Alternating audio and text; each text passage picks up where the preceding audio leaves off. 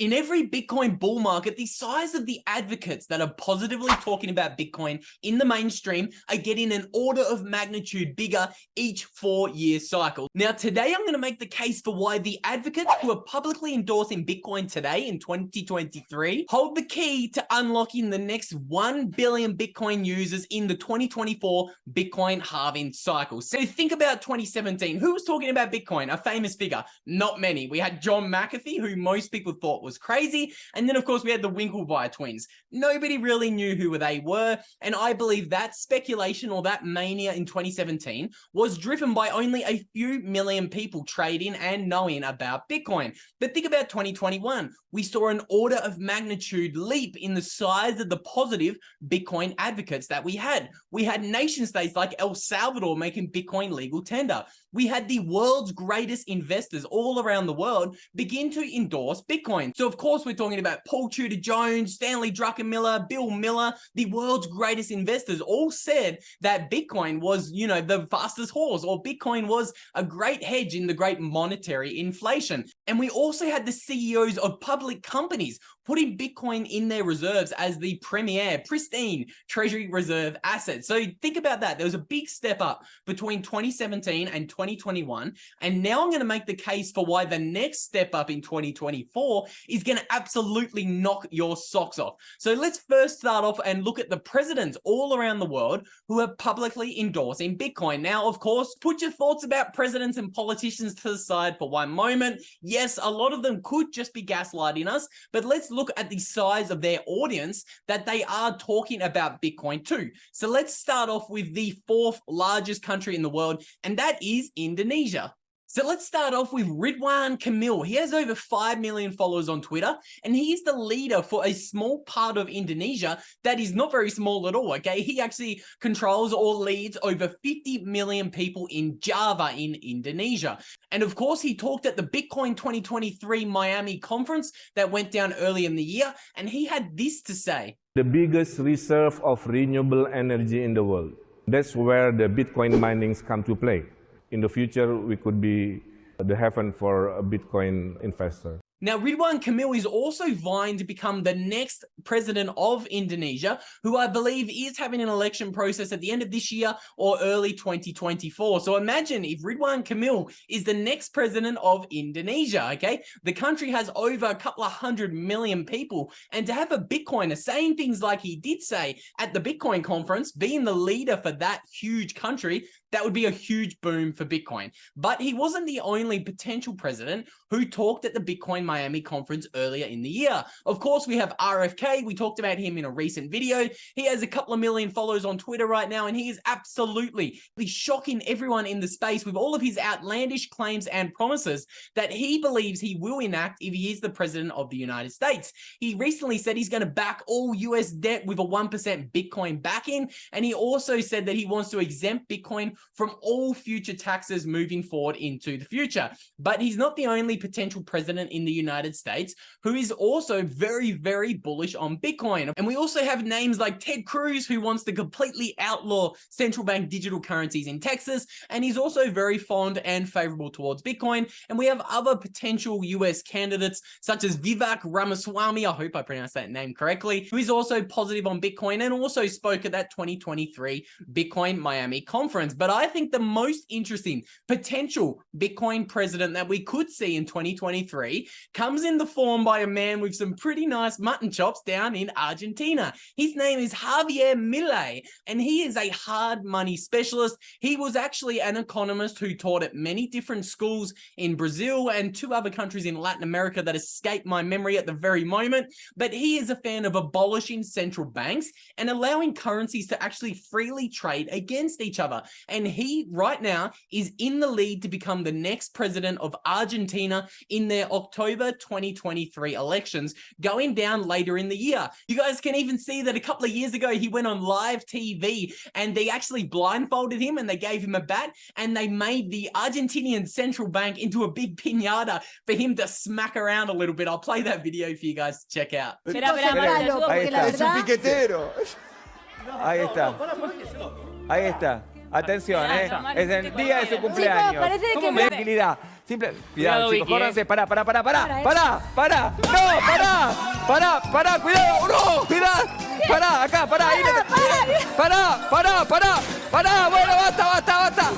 ¡Pará! Ahí está. No, listo. ¡Pará! ¿Qué? ¡Llévatelo! ¡Basta, Milei! ¡Llévatelo!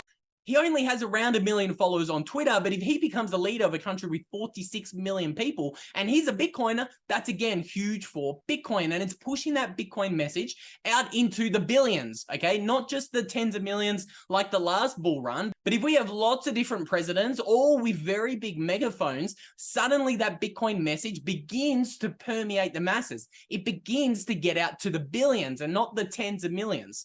And now, before we start talking about the people with the biggest Bitcoin megaphones around the world, I want to obviously mention the president of El Salvador, Nayib Bukele. He has over 5 million followers on Twitter. And of course, he is the leader of El Salvador, a country of 6 million Salvadorians. And he is actually the most popular president in history. Any poll that you find or look at, it'll show that Bukele has an approval rating well into the 80% and sometimes even in the 90% for a president. That is absolutely huge. And he has an enormous megaphone for Bitcoin. And he has actually famously been on a very popular news story. So while we're talking about President Bukele, this actually gives me the perfect little transition to start talking about the different subset of public celebrities who are endorsing Bitcoin. And I think they actually could have a bigger megaphone and be talking to a larger audience than all of these presidents and potential presidents. So let's talk about Tucker Carlson, who of course interviewed the one and the only Bukele on his Tucker Carlson show while he was still working with Fox. So today, Tucker Carlson has over 5 million followers on Twitter, and he famously got dumped by Fox News earlier in the year. He got fired, and he even got offered tens of millions of dollars to not do any more shows into the future. That's right, Fox tried to actually buy his silence, and that is because of the very interesting conversations he is having. He's interviewed Bukele, he's interviewed Michael Saylor, he's also interviewed the one and the only Marty Bent, who is obviously a Bitcoiner as well. So why are people trying to silence Tucker Carlson? I don't know, but Tucker has actually since then transitioned into posting all of his videos over on Twitter. So Tucker was getting over 3 million views a night when he was on Fox, and his audience has transitioned over to Twitter nicely. We can see that he is getting millions of views on his Twitter videos that he's uploading to Twitter, and somebody else who's getting millions of views and who is also a little bit more Bitcoin curious is, of course, Joe Rogan. He's the world's largest podcaster around the world. He has over 10 million subs on YouTube. He gets hundreds of millions of views per month over on Spotify, and he actually gets more than 100x times the views that any mainstream media outlet is going to get these days. Now, Rogan, like Tucker Carlson, isn't a die-hard Bitcoiner yet, but he's certainly getting closer by the day, okay? Joe Rogan said these really interesting thoughts in a recent interview only a couple of weeks ago now. Imagine if Bitcoin becomes the only money worth anything. And then everybody's like, oh, I don't have any of it. But your money's not worth. You got to get new money. You got to get money in Bitcoin. That's what's going to happen. And then there's only a certain amount of Bitcoin, right? Like the Bitcoin number is finite, right? So like maybe there's no Bitcoin for you. Right.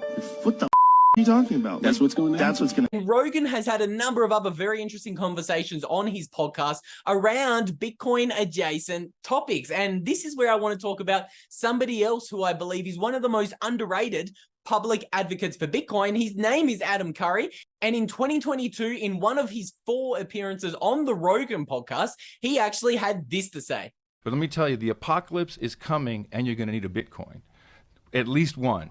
The apocalypse is coming and you're going to need a Bitcoin. That's one of my favorite one-liners I've ever heard in the Bitcoin space. And of course, there is a number of other great honorable mentions that we can pop on this list of famous advocates who are slowly warming up to Bitcoin. We've, of course, got Jordan Peterson. He's a diehard Bitcoiner with millions of followers online. We also have Tim Pool. He's got millions of subscribers over on YouTube. And Jon Stewart recently just dropped this little nugget of truth in a recent interview bashing the fiat currency system. How much currency that has been sort of created out of thin air has been added into this economy through the Fed? What would you put as a figure? Would it be 6 trillion? Is that too much? it would be, 6 trillion in terms of deposits with the banks and currency. Be 6 to 7 trillion. Okay. That they're just injecting into it sort of out of nothing. Out of nothing. They're the central bank of the United States. Now, my think about God. it. It's just another form of government debt. Am I making sense? It makes sense in the make-believe world of Conjuring. Like, there is a certain part of this that all feels like a mirage to some extent. Do you know what I mean? It all seems sort of fake. Well, it's a fiduciary system. It's all faith-based, right?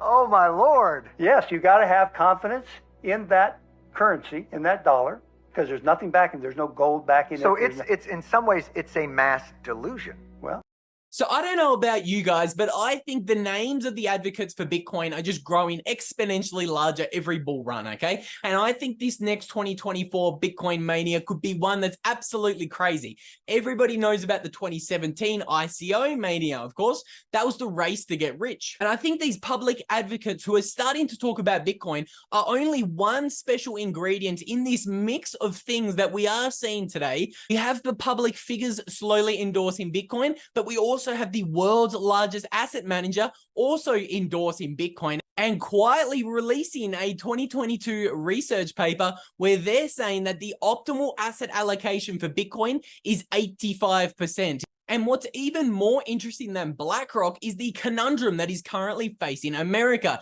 And this is why you're watching all of these different presidential candidates in America trip over themselves to try to endorse Bitcoin and get some votes from the growing number of Americans who are Bitcoiners. So if you want to learn a little bit more about a potential Bitcoin-backed dollar moving forwards into the future, you can check out the video record on that one right there. And if you want to learn a little bit more about that secret 2022 BlackRock paper and what the maths behind this 85% optimal allocation mean for the world, you can check out the video record on that one right there. And with all that said, I'll see you guys in the next video.